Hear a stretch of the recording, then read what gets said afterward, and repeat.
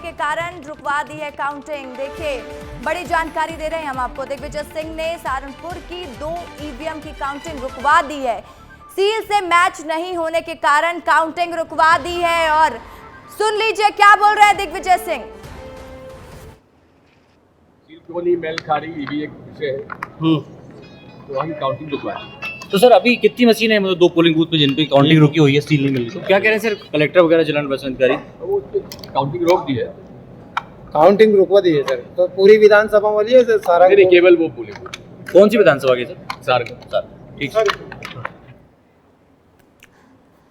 तो देखिए, ईवीएम पर पहले सवाल उठा रहे थे, अब दिग्विजय सिंह ने रुकवा दी है काउंटिंग। सहारनपुर 2 इलाका है, हाँ, उनके प्रतिद्वंदी हैं रोडमल नगर, उनका इलाका है सहारनपुर। तो उस जगह पे जाके यदि सील से मैच नहीं कर रहा बीजेपी, और 2-3 जगह से और जो रुकवाने की खबर आई उसमें बड़ी वजह ये सामने आई है कि जैसे रीवा में भी ऐसी घटना आई है।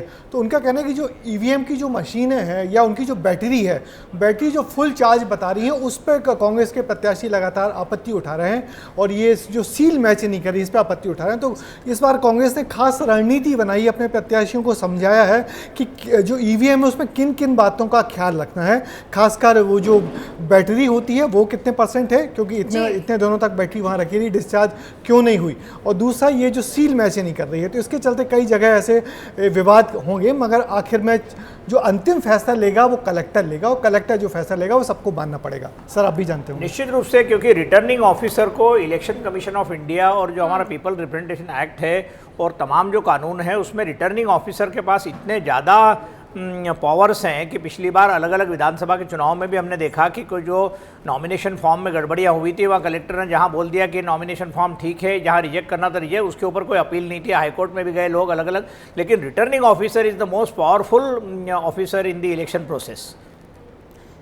ठीक है, तो देखिए अब ये देखना पड़ेगा कि सहारनपुर के लिए क्या वहाँ के रिटर्निंग ऑफिसर किस तरीके का डिसीजन लेते हैं कि दिग्विजय सिंह जी कितनी उसमें क्या खामियां निकालकर क्या ये साबित कर सकते हैं कि वहाँ वाकई कुछ गड़बड़ है या इलेक्ट्रॉनिकली कोई इश्यूज आ रहे हैं। सर, जैसे पहले के चुनावों में भी ऐसी स्थिति कई बार बनी होगी, तो आमतौर पर यही सब चीज किया जाता है। देखिए, ये एक बहुत बड़ा डिबेट चल रहा है देश में आज भी, और आपको दिग्विजय सिंह जी के मामले में निश्चित रूप से ये देखना मौजूद होगा कि दिग्विजय सिंह जी चाहते थे कि वहाँ पर 350 से ज़्यादा प्रत्याशी लड़े। उन्होंने प्रयास भी किया था, क्योंकि पहले दिन से वो कह रहे थे कि ईवीएम पर उनका विश्वास नहीं है।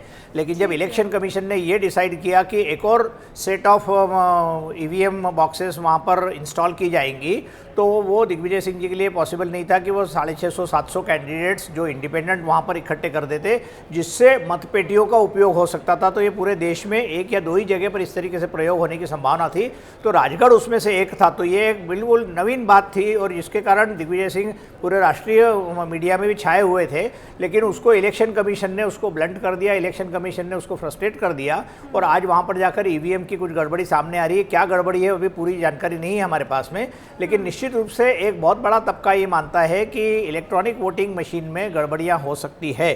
इस पर आपको मालूम होगा कि कांग्रेस के जो जिसको कहते हैं, लेकिन हमने देखा था सर कुछ दिन पहले दिग्विजय सिंह इसको लेकर सवाल पहले भी खड़े कर चुके हैं कि ईवीएम में गड़बड़ी है। सैम पिट्रोडा ने तो प्रेस कॉन्फ्रेंस लेके पूरे देश में बताया था अभी हाल के दिनों में, और जो नरसिम्हा जो बीजेपी के जो राज्यसभा के मेंबर है उन्होंने तो इसके ऊपर किताब निकाली थी, लेकिन उसके बाद वो डिबेट इधर उधर हो गई।